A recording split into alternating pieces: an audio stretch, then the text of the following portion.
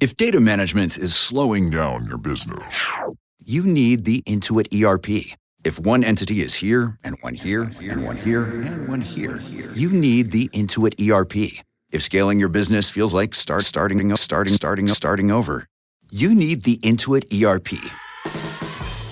Intuit Enterprise Suite is the AI-native ERP solution that consolidates, migrates, and automates, all in one place. Learn more at intuit.com/ERP.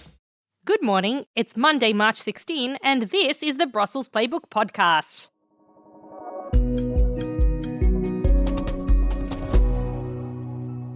The vibe in town today is shaky, with EU foreign and energy ministers meeting in Brussels as tension around the war in Iran and the Strait of Hormuz rattle energy markets and global shipping. Can Europe keep those sea lanes open, or is this going to be another crisis where the EU is just watching from the sidelines? Also on the pod today, Norway campaigns to be Europe's energy lifeline, and the UK's Brexit minister is in town as a dispute over tuition fees casts a pall over the Brexit reset. I'm Zoya Sheftalovich, and with me today is Kathryn Carlson, our senior finance reporter. Hey, Katie. Hi, Zoya. Did you have a nice weekend? I did. I was in snowy, lovely Oslo, where to be fair, fact check, it didn't literally snow, but there was snow on the ground. What about you? Did you have a nice weekend? I did have a nice weekend. I was in Rome. It's artichoke season. Ooh, artichokes and Norwegian salmon. Yeah. I love that. Alrighty, Katie, let's start with our first story. It's this crisis of the Strait of Hormuz, which is really all anyone is talking about. And luckily, or unluckily for them perhaps, the EU's foreign affairs ministers are meeting in Brussels today, and they're going to be talking about the war in Iran and the ripple effects that are going to really be dominating the next few weeks of discussions, or months, because who knows when this war will be over. Absolutely. It's a war that might be geographically far away, but politically it's very close to all of us. Everybody is concerned particularly about energy prices and about the potential for escalation in this conflict. Just to refresh on that Strait of Hormuz situation, it's so significant both for sort of global economy and also for Europe. I mean, about 20% of global oil trade goes through this strait every single day. That's like 21 million barrels of oil Literally, daily. yes. Wild. And ever since the beginning of the war, it's largely impassable. Ships just can't get through, which has sent insurance prices skyrocketing. Energy markets are in turmoil. Governments are reacting with strategic reserves. Everybody is in reaction mode to this crisis. Yeah, and the reason why those ships can't get through is because the Iranians are lobbying whatever they can at anyone who tries. And so we know that that's a huge danger for ships. And there's been talk about, like, how do we secure this shipping, this key shipping strait? The Americans have eased sanctions on Russian oil, which, you know, the idea is, well, maybe if we increase supply, then it'll mean prices come down. That means more money for Vladimir Putin, the Russian president, and has not actually brought prices down. Yeah, I mean, and the Americans are having a go, but now it's the EU's turn. Do you think that it can substantively do something? Well, the real question is, will there be some sort of armada that can guard the ships going through the strait? And Donald Trump over the weekend made a reference to this and was saying that, you know, maybe the Europeans can chip in, which is a bit of a change of tune for the US president from saying, oh, no, we don't need any help, to like now saying, oh, maybe we could use some help. We've had some differing reactions over the weekend in response. So Emmanuel Macron, the French president, he sort of sounded a little bit warm to the idea, but Germany is very much a no on that. They don't want to put their people on the line because this is a super dangerous situation and securing ships in that strait is going to be very, very difficult. And even Macron, who was the most enthusiastic about this, was still saying that even if there were potential escorts for commercial ships, it would have to be if the conflict de-escalated, which at the moment doesn't look that likely. What the EU does have is this Operation Aspides. It's like 2 to 3 EU warships. They get deployed to a region at any given time. What they've been used for in the past is the Red Sea to help with fighting back the Houthis. It's not really designed for something of this size or of this scale, and mainly it protects commercial shipping. Its mission was recently extended, but it's really not designed for defensive escort and surveillance operations. And so in terms of what could happen today, what do you think could be the deliverables? Ooh, well, that's a great question. I mean, we know one thing that's coming is sanctions on Iran, more sanctions on Iran. So the foreign affairs ministers at least, will be rubber stamping new sets of measures. This package was already agreed by EU envoys last week. So this is just kind of a final sign-off situation. It's targeting 19 Iranian officials and entities, and there are going to be asset freezes, travel bans, etc. Is that going to solve the problem, Katie? Well, it's better than nothing, right? I mean, is it? I don't know. Is it going to get oil flowing? I guess that's really the question. I think it's going to be a tough nut to crack right now. Will but be. there's also, so the ministers are also going to have a special guest. They're having their Indian counterpart in to speak with them, Subramaniam Jaishankar. He's in Brussels. He's going to have an informal lunch with them to talk about the relationship. India is obviously very exposed to oil that's coming from the Strait. And we know that Jaishankar has spoken several times with the Iranian foreign minister in the last few days. He's trying to ensure safe passage for Indian ships. So maybe there's going to be some relevant intel or awareness that they can share. Well, certainly I think those ministers will be keen to hear what he might have heard from the Iranians in terms of, if there's some diplomatic room to get ships flowing. And actually, Katie, we've spoken with the Indian foreign minister for this morning's Brussels Playbook. So if you folks want to hear more from him and his views on Russia and the war in Ukraine, then you can read all about it in this morning's newsletter. But that's not the only thing that's on the FAC agenda today. Also, they're going to be having this working breakfast where they're going to be exchanging views. And one of the things that they're looking at is the European security strategy. This was a strategy that was announced by European Commission President Ursula von der Leyen back in January, and it's meant to define EU threat assessment and security priorities going forward. Something like the US national security strategy that comes out from Washington. Yeah, but at the moment, I think what we're seeing is a lot of documents and not necessarily as much action. I'm just gonna reel off a couple of examples. Go on then. Economic security doctrine, the European defence industry strategy, the white paper and roadmap for 2030 readiness, the economic security strategy, not to be confused with the EU security strategy, and the strategic compass. That's a Katie, lot of documents. We just lost all of our listeners. Come back, listeners, come back. I swear it's over now. I think, look, what it all boils down to is the question of who actually controls security policy at that EU level. We know we have a European Commissioner for Defence. We also know that defence is generally an EU country competence, not an EU competence. And there have been these accusations flying around, European Commission President Ursula von der Leyen really freelancing in areas that aren't for her to freelance in. And of course, von der Leyen herself and those in her cabinet would argue that actually she is the best placed person to make these sorts of moves and decisions. When you've got so much happening, she has the most power and the most ability to act. But this is what we're stuck with. Lots and lots of papers, no oil.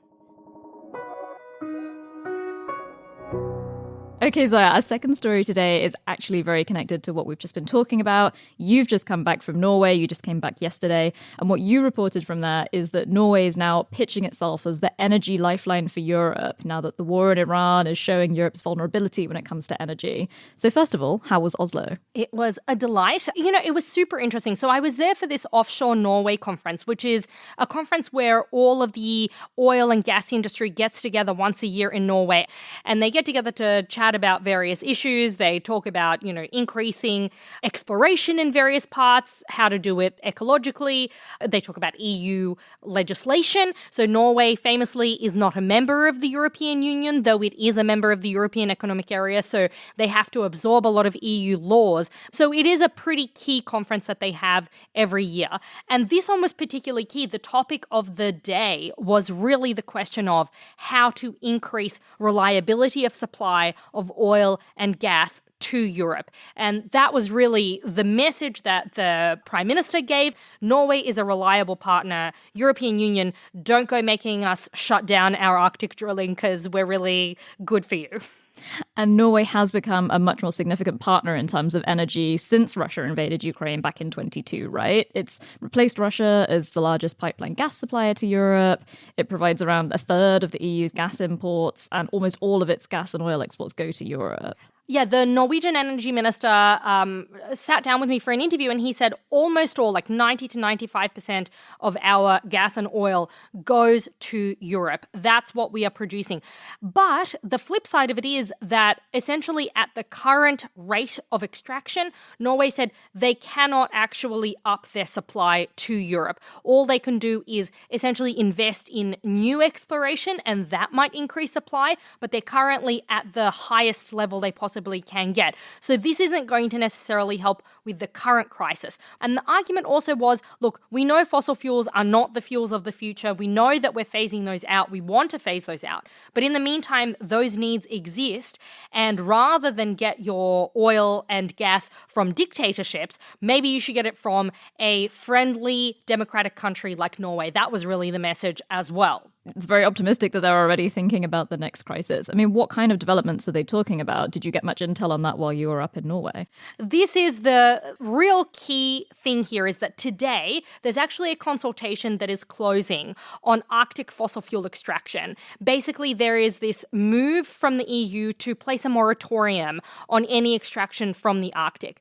Norway's argument is much of its fields are located in what the EU defines as the Arctic, but they don't view it that way. They view it as parts of Norway, and so they would like that moratorium not to actually be implemented, because their argument is, look, all of this stuff that you are currently consuming, all of the supplies that are coming from the Arctic are going to Europe, and if you ban this, if you ban us from doing this, then you're just going to be shooting yourselves in the foot. And also, I guess Norway is far from the only country that's got a strategic interest in the Arctic, right? The Arctic energy picture is also dominated by Russia. They've got these huge energy development projects. Climate change is changing the shipping routes, it's changing the access to resources. Everybody's got eyes on the Arctic as a contested strategic place right now, especially for energy. Yeah, and that's Norway's argument as well. Their argument is, look, Russia's not going to stop drilling. So if you make us stop drilling, it means that we may need to move our populations that currently work and live in those areas out, and then that leaves it ripe for Russian taking.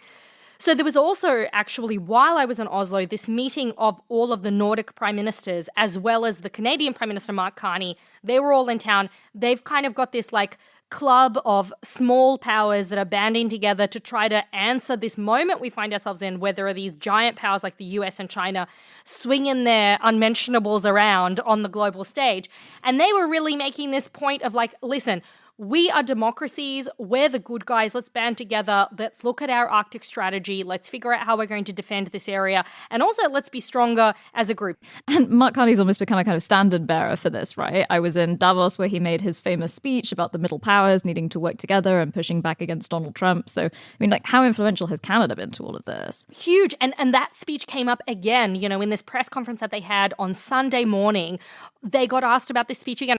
So I think definitely Canada is showing itself to be treading a new path, and people are trying to walk that path with them.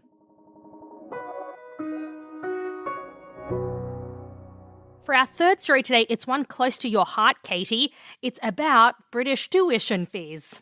Painful to my heart, more like. Dagger right through it. Literally. Well, the EU and the UK, they've been in talks over something of a Brexit reset. And the UK's Brexit minister, Nick Thomas-Symonds, he's in town today for some talks.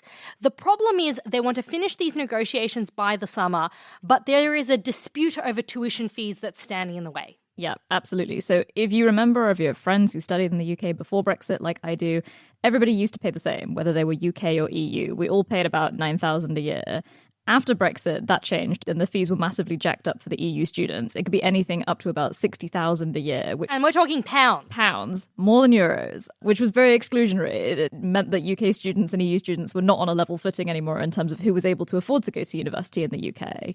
And the EU officials now are insisting that the UK has to treat students from the EU the same as British students when it comes to tuition fees if they want this Brexit reset to happen. Exactly. They're talking about what they call a youth experience scheme, and the Brussels officials are demanding, we have reporting to show, that the UK side lower the tuition fees that EU students would pay if they're studying at UK universities. But in what will come as a shock, I'm sure, to you, British universities, they're not super happy about that, and they're campaigning for the UK not to give in to those demands. It's a big money difference. There was one recently published study by the Russell Group that said the university sector in the UK would be £580 million out of pocket if the lucrative income from foreign fees is cut. So they're clearly going to be very disincentivized to roll out this policy.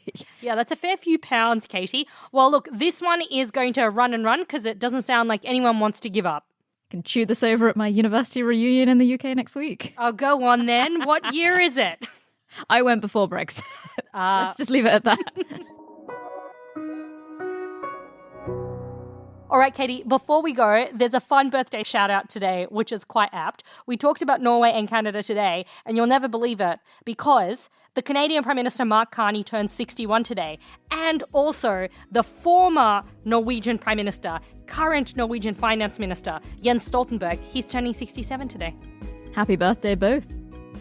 And before we go, make sure you're subscribed to the Brussels Playbook podcast, recommend us to your friends, tell your colleagues, tell your family, but only if you like the show. You can always reach us on WhatsApp. You'll find the number in our show notes. We love hearing from our listeners. Send us tips, questions, reviews, likes, dislikes, and brace yourselves for a very busy week in Brussels. We'll be with you tomorrow and all through the week.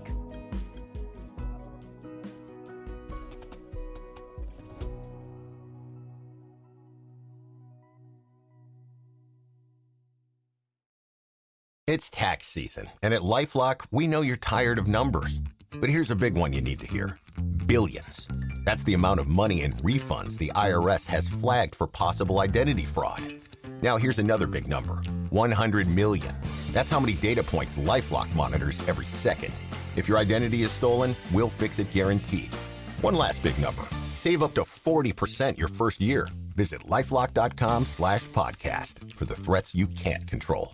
Terms apply.